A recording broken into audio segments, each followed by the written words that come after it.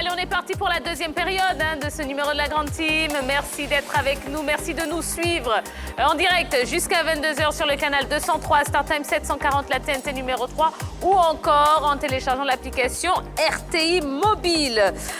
On va parler évidemment de la trêve internationale, ce qui m'emmène à vous rappeler notre question fil rouge. Les éléphants ont-ils été à la hauteur de vos attentes? Eh bien, on attend vos commentaires, vos messages sur la page Facebook de la 3. Il est l'heure de recevoir notre invité de ce soir. Et justement, nous recevons l'entraîneur Rigo Gervais pour décrypter avec nous la semaine internationale de nos éléphants. Merci de l'accueillir comme il se doit.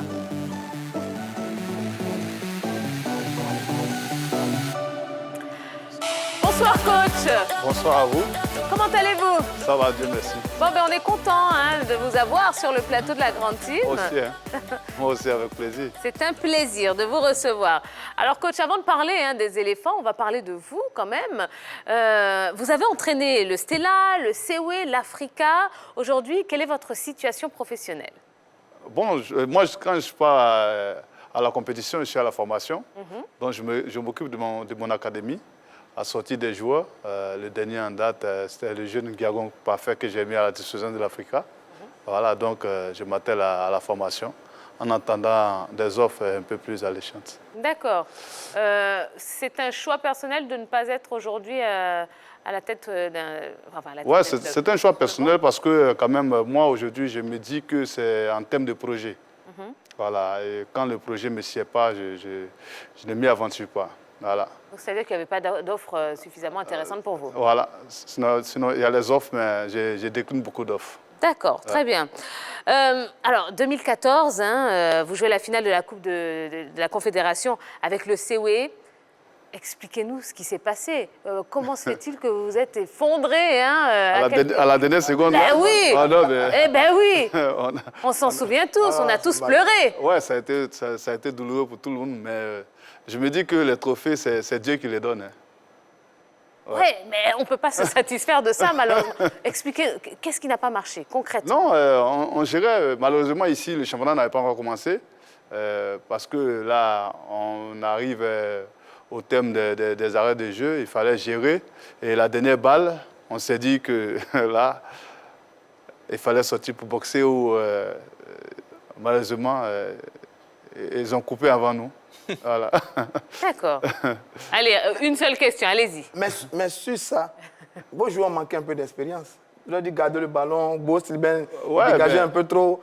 Il nous a fait pleurer, tous on s'était Beau, de faire toucher un peu comme font les joueurs au Maghreb, traîner le ballon. Quand tu revois le match, on a traîné, mais il faut dire que quand même, il ne fallait pas nous faire jouer aussi 102 minutes, tout ça, quand même, l'arbitre, il a déconné. Heureusement qu'en Coupe d'Afrique, il a été suspendu. Voilà, parce que véritablement, quand tu revois le match, il a laissé le match. Il a laissé le match et quand on a encaissé net, c'est là qu'il a sifflé la fin. On sentait quand même qu'il y avait un coup de pouce au niveau de Al-Ali. Mais bon, ils étaient sur le terrain, c'était dans les entre. Mais on ne va pas revenir encore, on ne va pas refaire le match. Moi, je me dis que quand même, les trophées, c'est Dieu qui les donne. D'accord. Bon, alors coach, on n'est pas venu remémorer les mauvais souvenirs comme ça, non. Heureusement. On va parler, absolument, on va parler donc des éléphants. Vous allez nous donner votre point de vue concernant cette trêve internationale. Eh bien, c'est parti pour l'actu.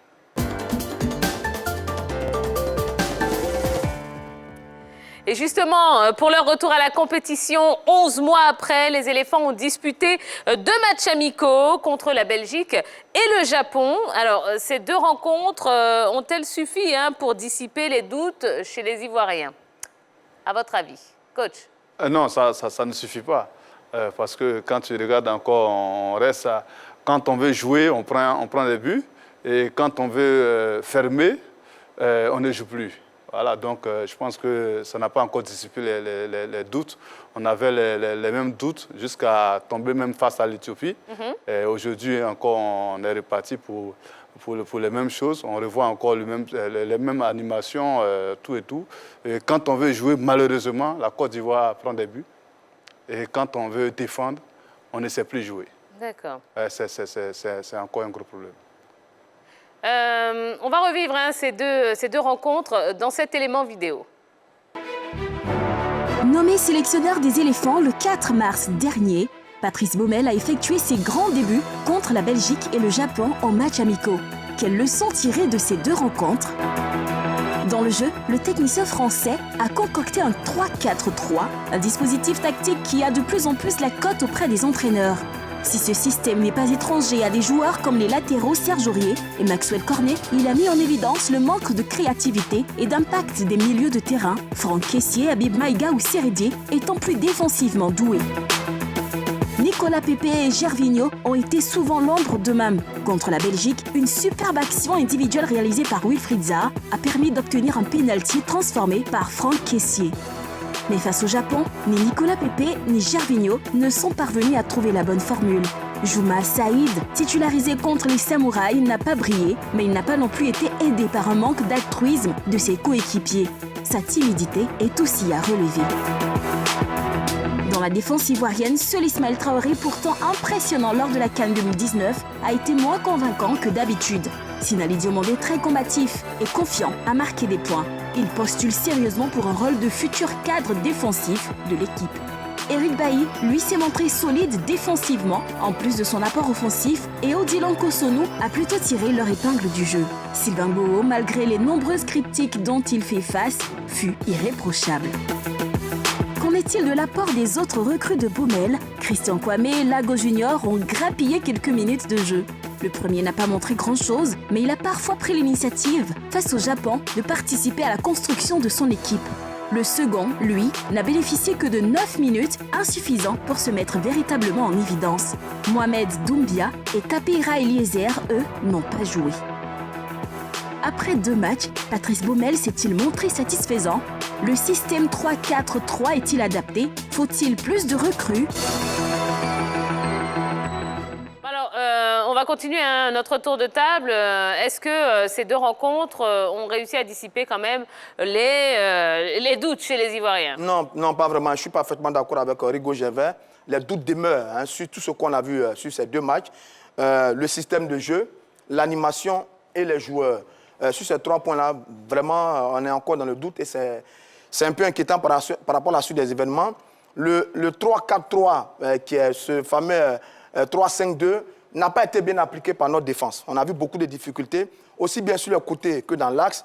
Ça n'a pas été bien fait. Dans le milieu de terrain, il y a des récupérateurs, mais il n'y a pas un joueur pour la baguette offensive, pour organiser tout le jeu des éléphants. Donc ça fait que l'animation offensive a eu un problème. Maintenant, sur le front de l'attaque, il n'y a pas de complicité entre les attaquants. Sur ces matchs-là, je n'ai pas vu beaucoup de centres en retrait pour les ailiers, pour l'attaquant axial.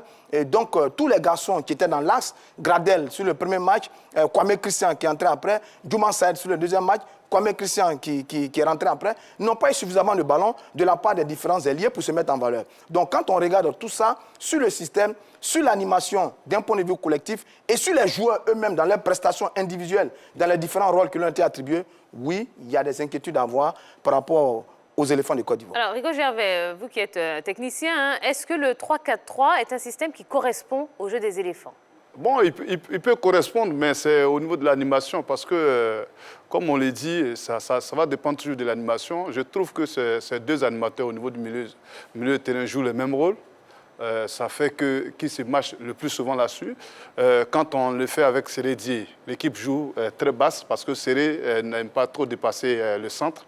Il n'adore pas trop le camp adverse. Ça tire l'équipe vers le bas. Déjà qu'ils ont 3 centraux, avec une défense à 3, ça va faire que les 3 vont rester bas. Et on a constaté lors de la première mi-temps contre l'équipe de Belgique qu'on a joué beaucoup bas. On était même à 7 derrière. Les latéraux ne pouvaient pas monter parce qu'il n'y avait personne pour porter le ballon dans le milieu. Parce que pour que les latéraux montent, pour que les couloirs marchent, il faut un porteur du ballon dans l'entrejeu. C'est ça. Et les éléphants ne l'ont pas. Depuis Yaya Touré, bon, on a connu Ben Badi, qui savait le faire. On a connu après Kalou Bonaventure qui le faisait à l'Allemagne comme Müller le fait avec l'équipe nationale d'Allemagne.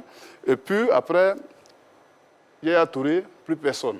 On a essayé de tuer ce poste-là au niveau des éléphants et ce n'est pas bon. Est-ce qu'aujourd'hui, on a besoin d'un milieu relayeur? Bien sûr, parce qu'ils sont à deux. Quand tu vois le travail de Habib Kessié, ils font un bon travail. Mais c'est insuffisant.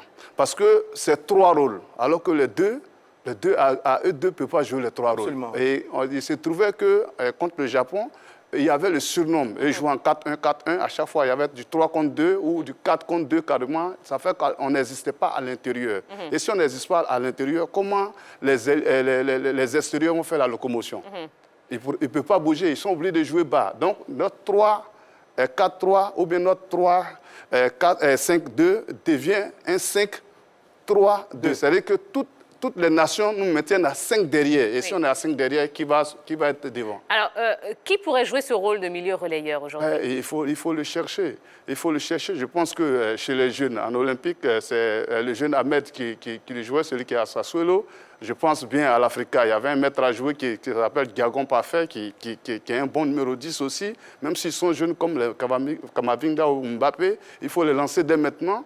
Parce que ces gens de joueurs-là, ils sont rares. Même s'ils sont jeunes, quand même, aujourd'hui, là, quand on regarde Kessié, Maïga ou bien Sérédié se débattent dans le milieu, vraiment, c'est un rôle herculéen qu'ils font parce qu'à eux deux, ils jouent le rôle de 3 personnes et à chaque fois, ils sont obligés de se surpasser contre 3 à 4 personnes. Et quand un match finit toujours, quand on voit les critiques, c'est eux qui sont encore dans la bouche des Ivoiriens pour dire qu'ils ne jouent pas leur rôle, alors qu'il manque une personne encore dans l'entrejeu. Et depuis Yaya, mais dans ce rôle de milieu relayeur, on pense aussi à ce joueur que vous avez formé, Diagon Parfait, qui pourrait également jouer. Bien sûr, il est où? Il est conçu pour ça, il est en Israël. Il a été l'année dernière champion avec Maccabi. Il est conçu pour ça. C'est un meneur. Je pense que même s'il est jeune, il faut commencer à le lancer. Le Sénégal n'a pas hésité avec Crépin Diatta. Oui. Vous avez Diatta, avec quel âge? Il avait 20 ans, il l'a envoyé en Coupe d'Afrique. Il a été élu même meilleur jeune de la Coupe d'Afrique. Tout ça. Donc, ces pièces rares-là, il faut aller les chercher.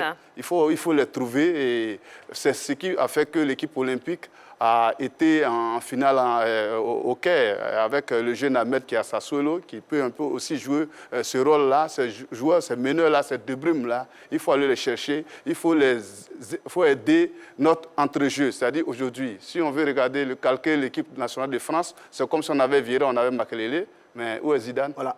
Il n'y a pas quand Zidane me venait, il dit allez chercher Makelele et l'autre. Parce que sans eux, je ne peux pas jouer ce rôle. Et alors, les deux se battent là comme des beaux diables à chaque fois. J'aimerais bien avoir vos avis à vous trois également. Qui pourrait jouer ce rôle de relayeur? Veux des noms, Roger Stéphane. Oui, dans le groupe actuel, on peut peut-être fabriquer un joueur. Nicolas Pepe, si on le fait reculer un peu, il peut peut-être s'essayer à ce rôle-là avec la technique qu'il a, pourquoi pas. Ou alors aller chercher Jérémy Boga, qui n'était pas là avec le groupe. Jérémy Boga qui n'était pas là avec le groupe, qui à mon avis... Jérémy Boga, c'est un attaquant. Non, je dis, mais le relayeur, c'est lui qui fait le relais justement entre la récupération et la phase offensive. Donc lui, Jérémy Boga, si on le décale un peu, on l'enlève sur son axe de l'aigle là pour l'envoyer dans le milieu, je pense qu'on peut peut-être trouver les joueurs qu'il faut sur ces deux profils. Maintenant, Diagon Parfait, bon, on va le laisser faire ses gammes, qu'il se signale. Il a été très bon avec l'Afrique, on l'a vu, il est doué. Mais on va le laisser faire ses armes. Mais je pense que Boga est vraiment le profil et Pépé peut peut-être être utilisé dans ce... J'y crois pas trop, hein, Boga, parce qu'on sait qu'il est quand même attiré par les buts. Hein, donc je le vois mal quand même redescendre à ce niveau-là. Il y a un joueur, je pense peut-être le coach va être d'accord avec moi, c'est Jean-Michel. Voilà quelqu'un, avec sa technique, je pense qu'il pourrait jouer ce rôle-là. Mais bon, les fois où il a été avec cette équipe nationale, là, ça a été difficile pour lui. Donc aujourd'hui, déjà, ce rôle-là, c'est difficile. Maintenant, dans le système, moi, pourquoi ne pas le changer? Parce que déjà, le 4-3, le 3-4-3, là, ça, avec les ailiers, les deux sont quand même obligés de défendre. Donc il faut quelqu'un pour être devant eux. Genre, donc on transforme ça en 3-5-2.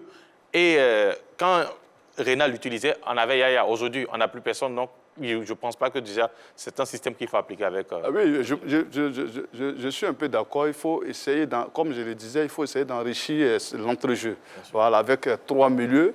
Et bon, Camara, des fois, quand lui l'essayait, il ne faisait que des défensifs.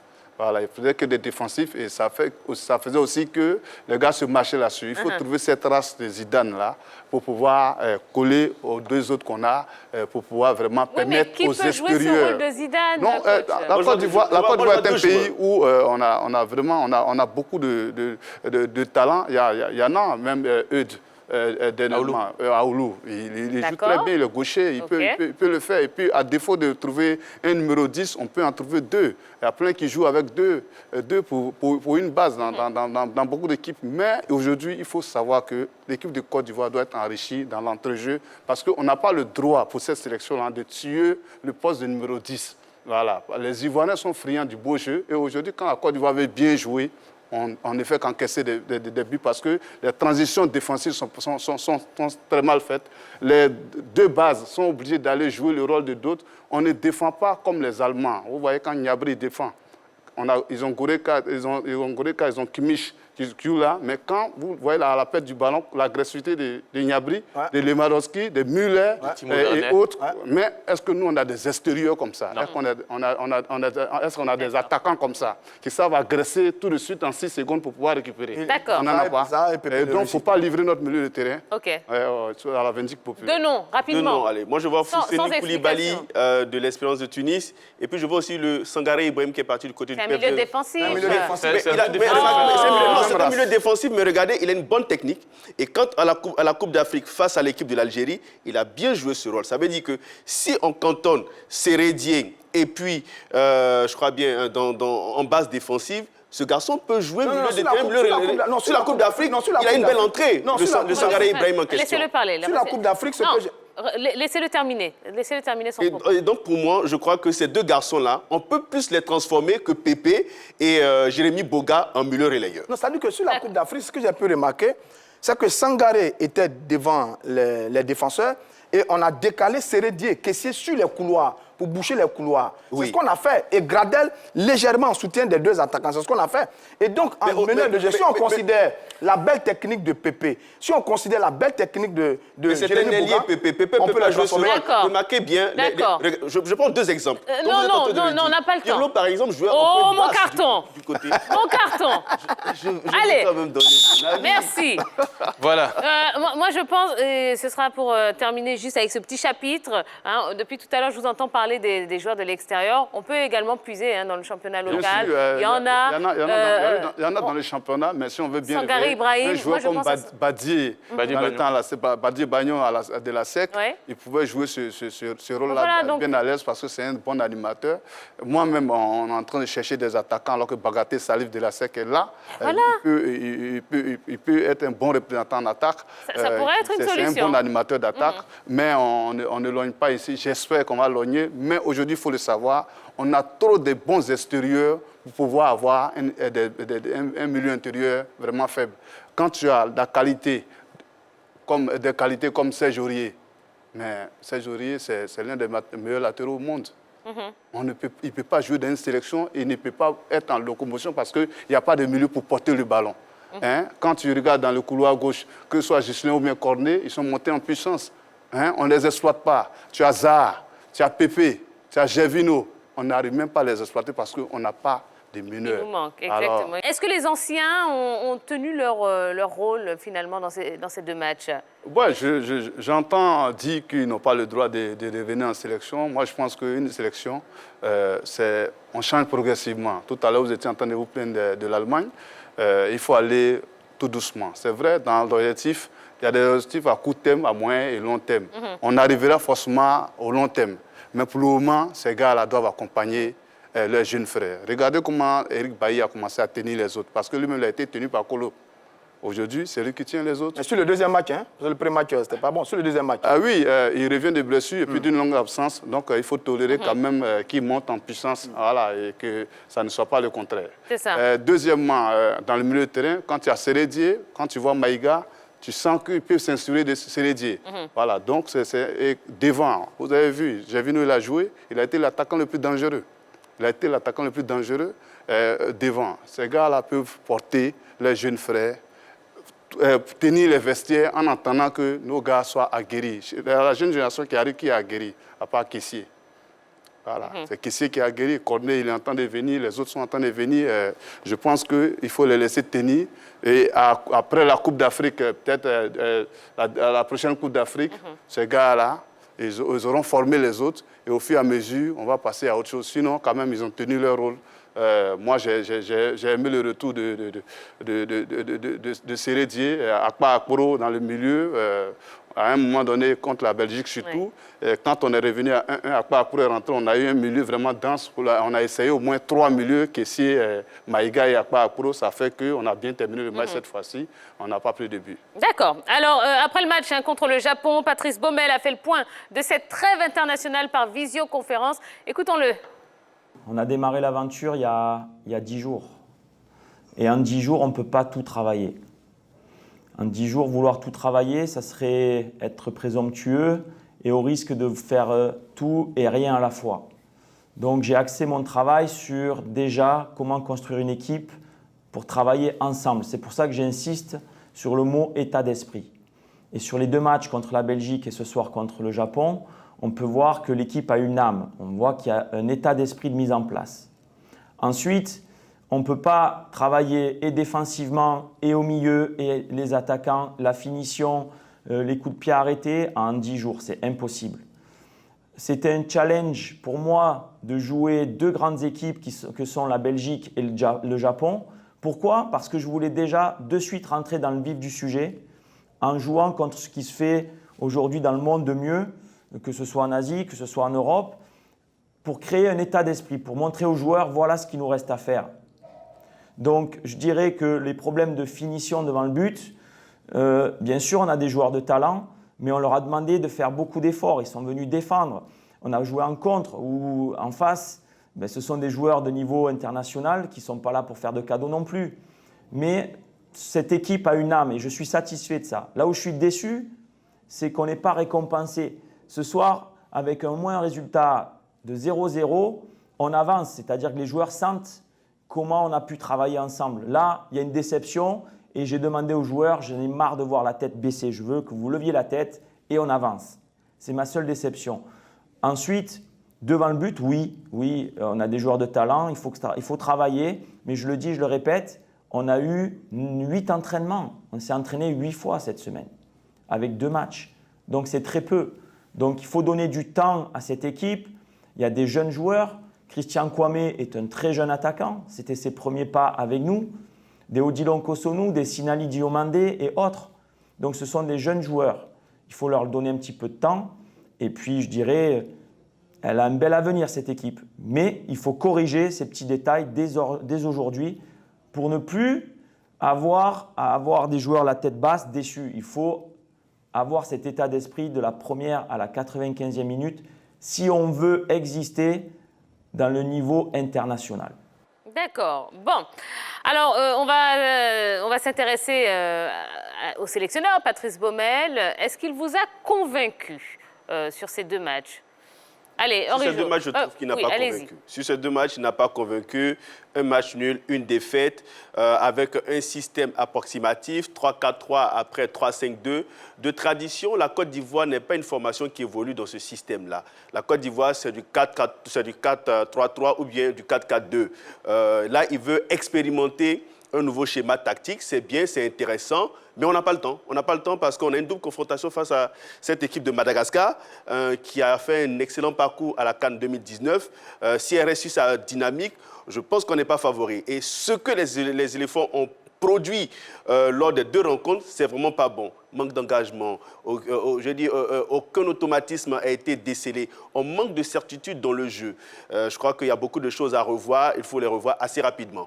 Rijo. Moi, il y a certains choix qui m'ont laissé un peu perplexe, notamment plutôt quand Canon et Ghislain ont été forfaits pour ce match-là. Il n'a pas fait appel à un autre joueur sur ce flanc gauche-là pour venir en sélection. Il a laissé que Cornet. C'est vrai, Cornet, depuis un certain moment, il est utilisé dans ce rôle-là du côté de Lyon.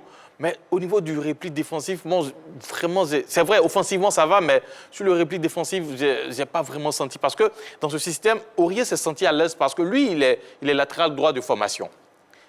corner, c'est vrai, il s'est essayé, mais ce n'était pas le réplique défensif auquel on s'attendait. Donc, un Ghislain Conan, par exemple. Pourquoi il n'a pas essayé Ghislain Conan, par exemple, sur le premier match? Parce qu'il avait été longtemps blessé, il revient, il a besoin de se mettre en confiance dans cette équipe des éléphants. Une, il n'a pas utilisé, et Canon non plus n'a pas été utilisé. Étant forfait les deux, un autre joueur n'a pas été appelé pour jouer ce rôle-là. Donc, moi, ce sont ces choix, notamment au niveau des hommes et surtout au niveau du système, qui m'ont vraiment pas convaincu. Moi, j'ai envie de dire attention à Patrice Baumel, notre sélectionneur. Son système de jeu n'est pas vraiment expérimental, hein, parce qu'il a fait avec Hervé Renard à la CAN 2015. Et ça a bien marché, parce que dans cette équipe-là, il y avait des joueurs d'expérience, de métier, dont Kolo, le défenseur, qui a bien encadré toute la défense ivoirienne. Ce qui n'est pas le cas en ce moment. Donc, attention, c'est vrai que chaque entraîneur a son système, a sa vision. Mais il faut bien que les joueurs s'adaptent à cette vision. Si ce n'est pas le cas, la capacité de l'entraîneur, c'est de pouvoir trouver la vision qui s'adapte au groupe qu'il a. Et c'est le travail que Baumel doit faire. Donc attention à lui, parce que son système n'a pas vraiment marché avec cette équipe des éléphants. Parce qu'à la vérité, les matchs amicaux, le principe du match amical, c'est de faire des réglages et d'essayer des automatismes. Mais sur ces deux matchs, quelle leçon on retient? Qu'est-ce qui a été bien fait finalement pour ces deux matchs? Rien à mon avis. On n'a pas eu d'acquis. La seule certitude qu'on a, c'est que son système n'a pas marché. Maintenant, il faut qu'il ait la capacité de sortir de ce système pour pouvoir peut-être expérimenter un autre, ceux auxquels on est plus habitué, le fameux 4-3-3 ou alors le 4-4-2, pour voir ce que ça peut donner. Mais ça va falloir qu'il fasse un travail. Mais sinon, dans l'ensemble, j'avoue que j'ai un peu peur pour Baumel sur ce qu'on a vu avec l'ensemble de son groupe. Alors, sur ces deux ça me donne envie de poser une question à Rigo Gervais. Est-ce que c'est au coach de s'adapter aux joueurs ou aux joueurs de s'adapter à la vision du coach? Non, c'est au coach de s'adapter aux joueurs. C'est lui qui exploite les joueurs. Quand tu as des joueurs comme Pépé et Zaha, tu ne peux pas t'en passer. Ce n'est pas à Zaha de s'adapter à toi. Vous avez vu sur le premier match, avant la mi-temps, il a eu un échange avec Zaha. Un échange très clair. Zaha lui a dit de mettre... sans doute, lui a demandé de mettre un attaquant. Ce qu'il a fait. Quand il a fait jouer Christian, à côté de Zaha et de Pépé, ça a libéré Pépé et Zaha et on a pu avoir le pénalty. Et donc, véritablement, je pense que le coach, il est en train de bâtir quelque chose. C'est une nouvelle œuvre pour lui. Mais quand j'ai vu il avait pris déjà 9 joueurs de l'aventure 2015, je savais qu'il voulait déjà ramener ce système-là. Mais il faut que lui-même sache que c'était un système circonstanciel. Ils ont joué d'abord ils ont joué 2 matchs et quand ça ne marchait pas, ils ont pris ce système circonstanciel qui a été un essai vraiment heureux.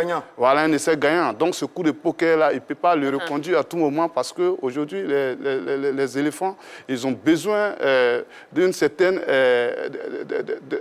d'automatisme. Ils ont besoin d'automatisme. On sent que la sélection, les joueurs sont en train de bouger, ils sont en mouvement.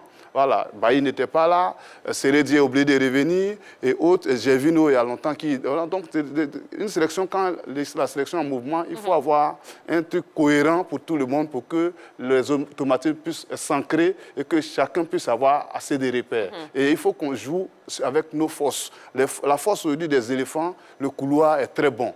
Voilà, si c'était une voiture, on aurait dit que les pneus sont très bons. Donc, il faut vraiment exploiter ça. Et il faut la faiblesse de la Côte d'Ivoire, depuis le départ de Yaya, on n'a pas ce milieu-là qui fait peur à tout le monde. Il faut trouver, mais arrêtons de les mettre en infériorité numérique. Voilà, à 2 pour qu'ils se débrouillent et quand c'est comme ça, tout le monde fait la fête avec les éléphants. Alors, les sélectionneurs se succèdent à la tête de l'équipe des éléphants, mais la qualité de jeu ne cesse de baisser, enfin, laisse toujours à désirer. Aujourd'hui, d'où vient le problème? Pour moi, je pense que ce sont les joueurs. Ils doivent se réveiller. Remarquez bien, la plupart de nos cases ne sont pas titulaires dans leur équipe. Eric Bailly n'est pas titulaire, Serge Aurier n'est pas titulaire, Pépé n'est pas titulaire. Donc, quand on manque de temps de jeu, on a du mal à être en rythme. Et ça, c'est vérifié face à cette équipe du Japon qui est plus vif, rapide et elle nous a posé beaucoup de problèmes. Donc, eux, déjà, doivent se réveiller pour retrouver une place de titulaire en club pour venir mettre tout ce talent au service de cette sélection ivoirienne. Donc, pour moi, les premiers concernés, ce sont d'abord les joueurs qui doivent avoir un sursaut d'orgueil pour véritablement permettre à cette sélection ivoirienne d'obtenir une véritable symbiose, synergie dans leur façon de jouer. Parce qu'on a le sentiment que chacun joue pour lui, chacun veut un peu se faire voir. Il y a beaucoup de joueurs qui sont assez personnels. Au lieu de jouer collectif, on joue assez personnel. Et quand c'est comme ça fatigue beaucoup plus nos ailiers qui sont obligés de tenter des actions solistes pour essayer de créer le danger. On n'a jamais vu, à aucun moment pendant ces 2 matchs-là, une action collective qui a été développée par les éléphants de Côte d'Ivoire. C'est inadmissible, alors qu'on a des joueurs de talent dans cette équipe. Ça veut dire qu'il faut voir l'âme de notre football depuis toujours. Hein. La seule fois dans ma mémoire la seule fois où on a joué un football collectif, mais très intéressant, c'était en 1994, sous Henri Caspezak, à la Coupe d'Afrique. On avait terminé 3e. On avait un très bon football, rapide et tout le reste. Mais depuis toujours, les éléphants jouent lentement. Les éléphants jouent lentement, notre jeu est lent, on est lourd. On repose essentiellement sur, du courage et puis des qualités individuelles qui font la différence. Et c'est exactement ce qu'on a vu sur le but, la deuxième mi-temps de la Belgique, l'action individuelle de Zaha qui amène le penalty transformé. C'est comme ça qu'on a toujours joué. Depuis toujours, hein, c'était Youssouf, c'était Kwasindri qui débordait, qui envoyait des buts. C'était après Begré Yago et Siedinal Olivier, etc., etc. Donc, on a toujours joué comme ça. Il y a que dans notre football, on n'a jamais ce football rythmé, machin, tout ça. Mais ça veut dire que, par le passé, ça marchait bien parce qu'on avait une équipe solide. Un cœur à l'ouvrage, une équipe courageuse qu'on n'a pas encore retrouvée véritablement dans ce qu'on a vu, si ce n'est la deuxième période face à la Belgique. Donc, si l'entraîneur travaille ça, plus les qualités individuelles qu'on peut avoir avec Zaha, Pépé et autres, on pourra peut-être réaliser de belles choses. D'accord. Allez, dernière question pour vous, coach. Est-ce que vous êtes inquiet pour la double confrontation face à Madagascar le mois prochain? Non, pas inquiet, parce que quand même, c'est vrai qu'on a pris le but à la dernière minute. Si on ne prenait pas le but, qu'on faisait un 0-0 contre le Japon, quand même, les critiques allaient être les moindres. Et puis, il faut remarquer aussi qu'il a recherché une certaine solidité défensive. Parce que quand on joue au football, la première mi-temps contre la Belgique, on a été solide défensivement. Devant une équipe belge quand même, on a pu faire un 0-0. C'est en deuxième mi-temps, quand on a voulu prendre des risques, on a pris ce fameux but-là. Mais on a eu une très bonne réaction et un bon coaching de la part de Baumel parce qu'il a fait des remplacements judicieux qui ont vraiment apporté.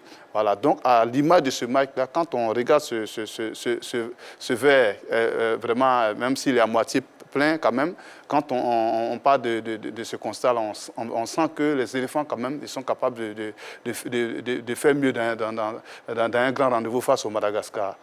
Mais il faut qu'ils prennent conscience qu'on revient de loin et que la stabilité de l'équipe va dépendre de sa cohérence. Pas de sa variété, parce que je l'ai vu encore après, en deuxième mi-temps contre le Japon, essayer un 4-3-3, à force de changer comme ça va faire que... Il a fait avancer Kosonou, vraiment ça fait qu'en changeant toujours, ça va pas créer des automatismes, mais ça va faire que l'équipe va toujours être à la recherche, et vous voyez un peu l'exemple de l'Allemagne, et quand c'est comme ça ne porte pas. Allez, voilà. Eh bien, on en a fini avec les éléphants. Non, peut-être pas. Hein. Demain, on va encore en parler. Peut-être. On va voir parce qu'on a quand même pas mal de choses à dire. Merci beaucoup, coach. Eh bien, on espère que vous avez passé un bon moment. Hein. Ouais. Eh bien, vous revenez quand vous voulez. Ça a été court, mais je garde le mieux. Il en veut encore. Je ne dirai pas la suite. Je me tairai, c'est mieux. Allez, en tout cas, merci. Okay. Vous avez été exceptionnel. Vous revenez quand vous voulez. On va marquer une seconde pause. Hein. Dans ce numéro de la Grande Team, on va parler des éliminatoires du Mondial 2022, zone Am Sud. Et puis on parlera aussi, on va vous faire le petit point concernant la Ligue des Nations, concernant les matchs du jour. Allez, ne bougez pas, on revient dans quelques instants.